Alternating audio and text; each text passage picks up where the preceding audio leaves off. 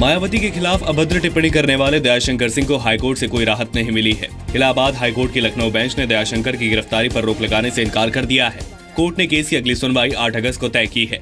दयाशंकर सिंह के खिलाफ UP police ने गैर जमानती वारंट जारी किया है। इस बीच दयाशंकर को आखिरी बार झारखंड के देवघर में देखे जाने का दावा किया जा रहा है।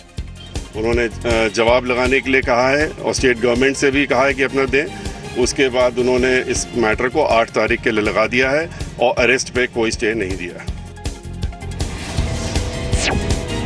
संभल में डिस्ट्रिक्ट फॉरेस्ट ऑफिसर पर रेंजर से मारपीट का आरोप लगा है। आरोपों के मुताबिक रेंजर पिछले 1 साल से मजदूरों के पैसे नहीं दिए जाने की शिकायत लेकर डीएफओ के पास गया था, लेकिन डीएफओ ने शिकायत पर ध्यान देने की बजाय उसकी लात घूंसों से जमकर पिटाई कर दी। रेंजर की शिकायत पर पुलिस डीएफओ के खिलाफ जांच कर रही है। हालांकि डीएफओ आरोपों से इनकार कर रहे हैं। साल भर में वेतन नहीं मिलने से परेशान एक जूनियर इंजीनियर ने बस्ती में अखिलेश सरकार के मंत्री रामकरण आर्य के घर के बाहर जमकर हंगामा किया। शराब के नशे में धुत जेई ने सरकार के खिलाफ नारेबाजी की, सड़क पर लेटकर शराब पी और गाना गाया। शराब में जेई ने आसपास से गुजर रहे लोगों को भी काफी परेशान किया। बुंदेलखंड के महोबा में गंदे पानी की सप्लाई के आरोप में सरकार ने जल आपूर्ति विभाग के 2 अधिकारियों को सस्पेंड कर दिया है। दरअसल स्थानीय लोगों ने वाटर सप्लाई डिपार्टमेंट पर गंदे पानी की सप्लाई का आरोप लगाया था। लोगों का कहना है कि वाटर ट्रीटमेंट के नाम पर करोड़ों रुपए खर्च किए जाते हैं। बावजूद इसके डिपार्टमेंट की ओर से सीधे बांध के गंदे पानी की सप्लाई की जाती है। मैं तो इस संबंध में अपने एमडी के भी संपर्क में, आज ही आपके सामने बात हुई। उन्होंने कहा कि हम इनको एई और जेई दोनों को आज ही सस्पेंड करते हैं। हमने कहा उसको एक्शन को भी करिए, और केवल वही भर नहीं, यहाँ जो जल निगम का सिविल डिवीजन है उसकी भी लापरवाही है। संभल जिले का राम रायपुर गाँव पूरे देश के लिए एक मिसाल है। 1957 में आजादी के बाद से गांव का कोई भी शख्स ना तो किसी केस मुकदमे के लिए कोर्ट कचहरी गया है और ना ही किसी ने पुलिस थाने के चक्कर लगाए हैं। आजादी के बाद से अब तक इस गांव में कोई आपराधिक वारदात तक नहीं हुई है, ना ही गांव के किसी व्यक्ति का कोई आपराधिक रिकॉर्ड है। राम रायपुर गांव की आबादी 1000 है।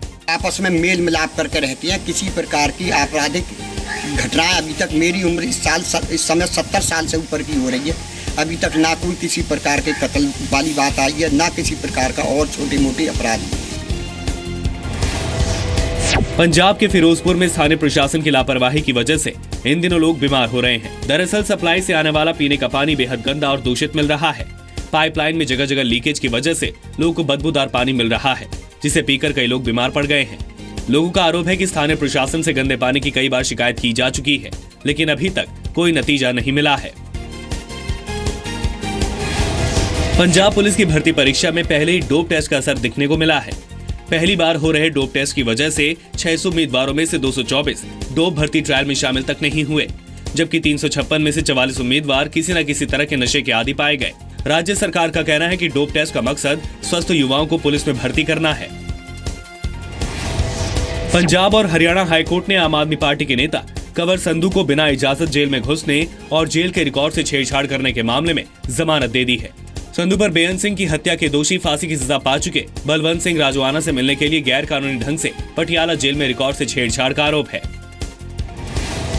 पंजाब में भारी बारिश की वजह से लाखों की फसल चौपट हो गई है। बारिश से रावी नदी का जलस्तर बढ़ गया है, जिससे गुरदासपुर के बॉर्डर वाले इलाकों के खेतों में जमीन में पानी घुस गया है, जिससे खड़ी फसलें बर्बाद हो गई हैं। राज्य सरकार ने किसानों को हर संभव मदद का भरोसा दिया है। आपको बता दें कि भारत पाकिस्तान सीमा पर लगे कंटीले तारों के बाड़ भी पानी में डूब गए हैं। पंजाब के उप मुख्यमंत्री सुखबीर सिंह बादल ने गुरुवार को बंगा में एडीएम कॉम्प्लेक्स का उद्घाटन किया। इस मौके पर उन्होंने 76 ग्राम पंचायतों के विकास के लिए करीब 7 करोड़ रुपए की मदद देने का ऐलान किया। संगत दर्शन में सुखबीर बादल ने राज्य में सड़क, बिजली और पानी के हालात में सुधार का श्रेय बादल सरकार को दिया है।